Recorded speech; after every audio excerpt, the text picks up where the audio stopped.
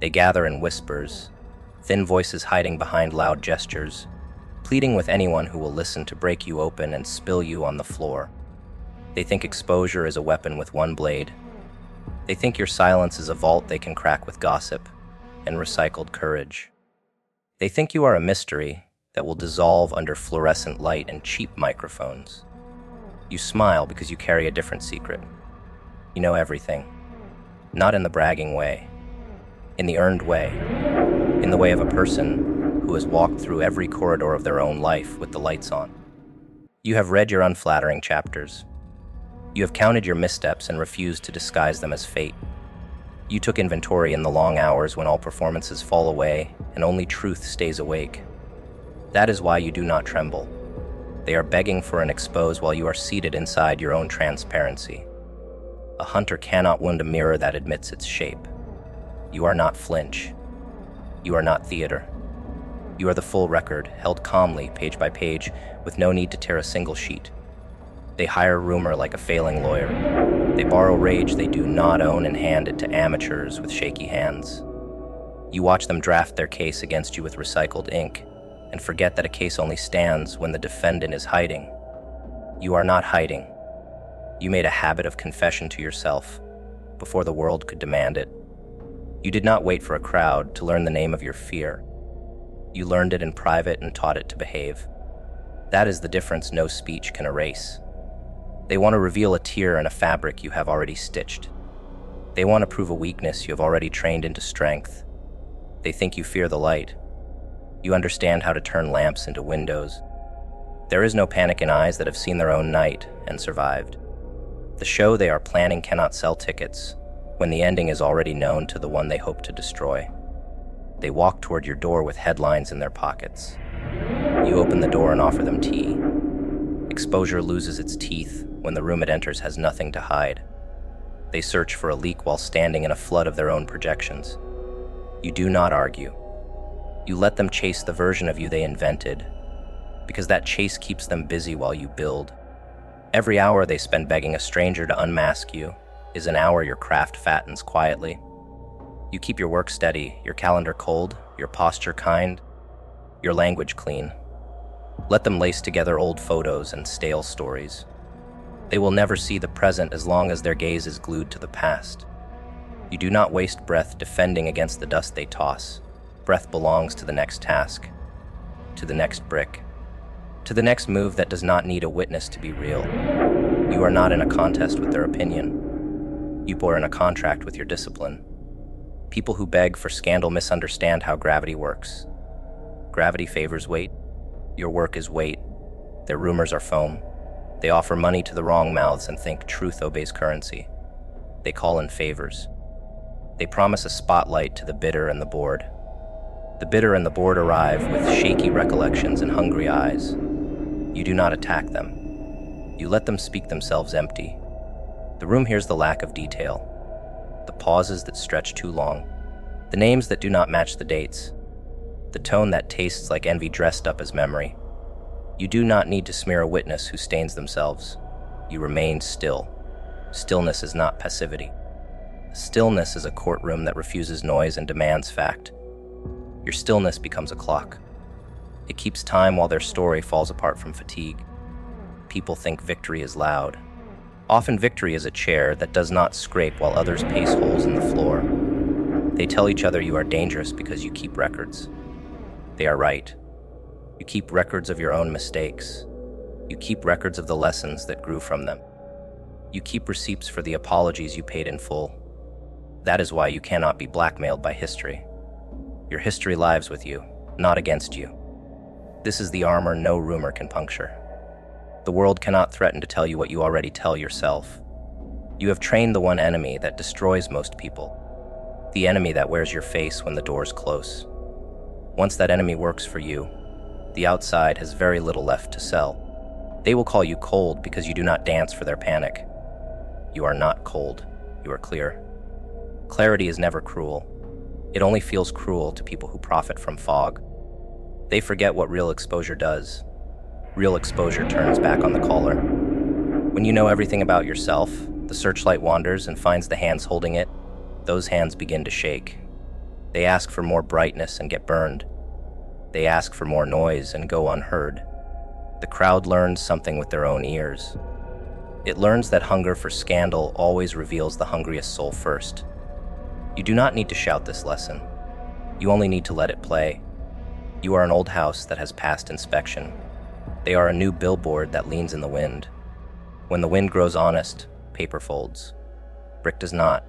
They assumed you were hiding behind politeness. They were wrong. Your politeness is a choice, not a shield. You can be gentle and unafraid at the same time. You can be kind without surrendering a single inch of your truth. They wait for you to snap so they can point and say you confessed. You smile and do not snap. You do not feed the camera. You feed your aim. They circle you like dogs sniffing for weakness. You keep your hands open, empty, visible. Open hands terrify the calculating. Open hands say there is nothing to clutch and nothing to drop. You do not clutch. You do not drop. You carry only what you can defend. That is why exposure is a poor threat.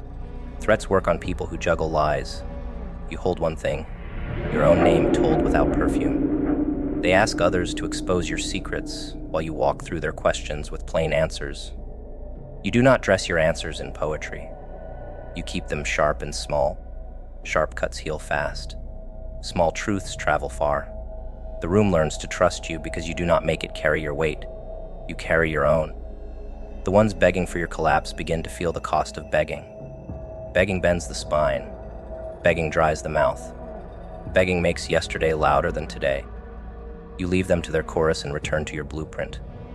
You work as if nothing needs to be proven. Work like that does not invite exposure.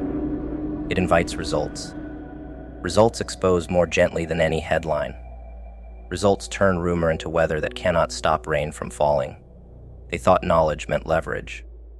They do not understand that leverage dies when the person you aim at is already balanced. You are balanced because you decided to live with the full weight of your truth every day. No outsourcing. No rented alibis. You keep your contradictions in view. You audit them. You prune them.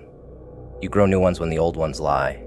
A person who audits themselves cannot be extorted by a chorus seeking rent. Rent is paid by tenants. You are not a tenant in your own life. You are the deed. They pound at a door that opens inward only. The more they pound, the more they advertise that they never learned how doors work. You do not teach them. You let the door remain a teacher. Teachers like that have no voice and never lose. They will try one last play. They will craft a story about your calm that sounds like guilt with expensive grammar. They will say your silence is strategy and your kindness a trap. You will not correct them. You will let them live with their favorite ghost. The ghost named projection. Projection is a mirror that lies until it meets someone who does not. You are that someone. Your refusal to lie to yourself makes their projection crack down the middle. When it cracks, they face what they truly fear, not you. Their own reflection, finally alone with no applause track. That is the end of most campaigns, not with a shout, but with a seat creaking under a weight called truth. So you keep moving with a steady heart and a clean desk. You keep your promises simple enough to remember without notes. You keep your circle small enough to feed. You keep your craft large enough to shelter strangers from the weather. Let them beg for exposure while you practice disclosure. Let them sell suspense while you practice certainty. The future belongs to the ones who can look inward without flinching. You already live there. That is why their fear hawks have no sky to patrol. That is why their last weapon rusts in their hands. You know everything that matters about yourself. They only know each other's rumors. This is why you win without sprinting. This is why the room tilts toward you even when you do not lean. This is why no one can expose you. You already stepped into the light and stayed. They expected a warning. They expected teeth and thunder. They expected you to stand at the edge of their comfort and rattle the bars so that they could dehumanize you as the noisy one and keep their hands clean. You gave them none of it. You gave them no promise of punishment, no raised voice, no schedule for revenge. The real beauty of it was that you did not need to threaten them. You let the truth sit in the room like a silent witness with perfect memory. You let your work stack into a shape that could not be argued with. They tried to provoke a promise of violence. so they could perform innocence again. You denied them the play. You moved with a calm that made their lies echo. You made choices that did not ask for applause. You lifted the floorboards with results, not slogans. They shook because they felt the weight of something that did not require their belief. That is the most elegant form of pressure. A pressure that does not demand. A pressure that simply exists. You did not brandish consequence. You became consequence. They looked into your quiet and met the future they had hoped to delay. They had built their confidence on the idea that the one who shouts first loses control. They waited for your roar so they could pretend to be the stable ones. You smiled and made quiet your instrument. You let action take the microphone they were saving for gossip. You kept your breath even when they threw dust into the air. Dust never suffocates a person who stopped chasing breathless approval. You walked past them with a posture that told a room you were already done needing permission. That posture was not a threat. It was a verdict written without ink. They felt their script loosen. They felt their shortcuts crumble. They felt the sudden chill that arrives when an audience stops clapping and starts thinking. You did not force the crowd to choose you. You made it easy for the crowd to choose clarity over noise. They lost not because you pushed. They lost because your steadiness made them slip on their own performance. They came armed with rumors and bait. They wanted a conflict they could narrate. You gave them a famine instead. No reaction to feed on. No scene to replay. Only the dryness of accountability. You kept showing up on time. You kept your word even when nobody was looking. You paid your debts to yourself before the world could invoice you. The beauty lived in restraint that did not feel like shrinking. It felt like command. Every time you declined to threaten them, you took away their excuse to perform fear. They could not call security on your discipline. They could not label patience as an attack without confessing how fragile they were. So they tried to shout your name into a disaster. The echo came back empty. Nothing to hold, nothing to milk. Only outcomes lined up like bricks in the morning. That is how palaces rise while storms burn out. Your walls did not need banners. Your roof did not need fireworks. The work protected itself from weather they tried to summon. Weather does not scare a house that sits on bedrock. You mastered the smallest theater, the day, the hour, the minute. You operated like a blade that never flashes, only touches and finishes. They looked for threats because threats would have resurrected their old weapons. Threats make cowards brave. Threats give a script to judges who love speeches about decorum.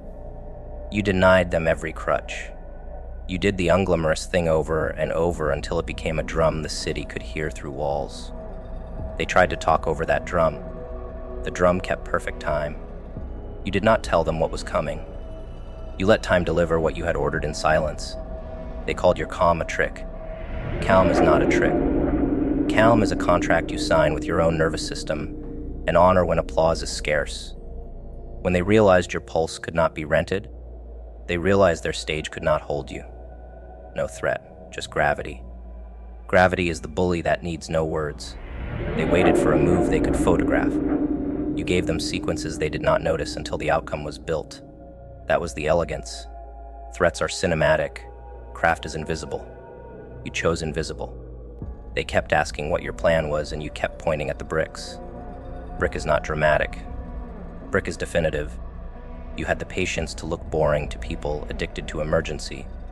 Your calm disabled their sirens. They could not keep the crowd scared when your steps made the ground feel sturdy. They wanted to paint you as dangerous. The room looked at your calendar and called you reliable. No poster can compete with proof that shows up each morning. You are not the hero. You are the habit. Habit always wins the long war, because habit pays in compound interest.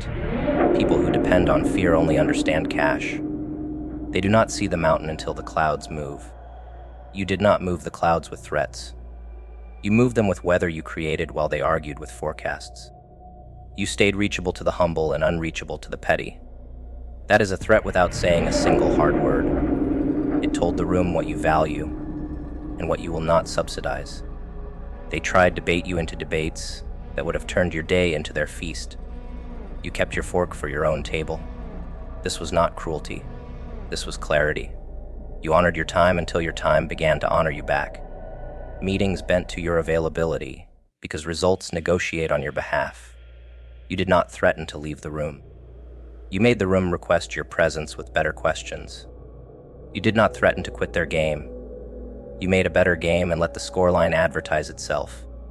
Those who needed your thunder never learned to hear rain. You watered your ground with quiet effort. Their drought could not steal a drop when your well was protected by attention. Attention is a lock that does not need a key. It only needs a decision repeated whenever noise arrives dressed as urgency. They stood at podiums and announced consequences for rebels. You were not a rebel. You were a revision. Revisions do not shout. They correct. Your existence corrected stale equations. You proved that pace beats pose. You proved that consistency beats charisma when charisma is lazy. You proved that the person who keeps promises to themselves will never be owned by a promise made by a stranger. None of those proofs required a warning. They required a ledger that balances. Your ledger balanced in public because it was balanced in private. When a ledger is honest, even your enemies bring calculators and leave with silence. They do not confess the silence. They change the subject. That change of subject was your trophy. Trophies that fit in pockets rust. Silence that follows truth grows like a cathedral. No threat can compete with a cathedral that people enter to breathe better. They hired messengers to paint you as a villain who would strike at night. You walked at noon and waved. You met the rumor with errands. You met the smear with service. You met the forecast of collapse with a deadline you met before lunch. They tried to sell apocalypse. You delivered routine. Routine sounds humble until you watch it ruin empires that depend on chaos. They needed you loud because loud would have justified the cage they kept hidden behind policy. You remained ordinary. Ordinary with discipline is an avalanche dressed as housekeeping. Rooms that survive revolutions can be swept away by a broom used daily. No threat. Only sweeping. Only dust learning what its true place is. They begged for a scene so they could practice consequence theater. You gave them logistics. Logistics embarrass dramatists. Logistics ask where the work is. Logistics ask when the work ships. Logistics ask who signed. Logistics ask what moved from sketch to street. You built a life made of logistics, and let that life make statements you refused to burn your voice on. You chose small, honest words over grand, dishonest ones. You chose schedules over slogans. You chose mentorship over mockery. People who watched you felt safer. Safety elected you long before any vote. They felt the insult of that election because fear had been their ballot. Your safety canceled their ballot without touching the box. No threat. Only a new normal that arrived with boots tied and tools clean. They tried to corner you with deadlines designed to break your rhythm. You simplified. You cut the fluff, kept the core, and delivered a version that worked. Then you improved it next week. That cycle humiliated their trap because traps are designed for heroes who love grand escapes. You did not escape. You declined to enter.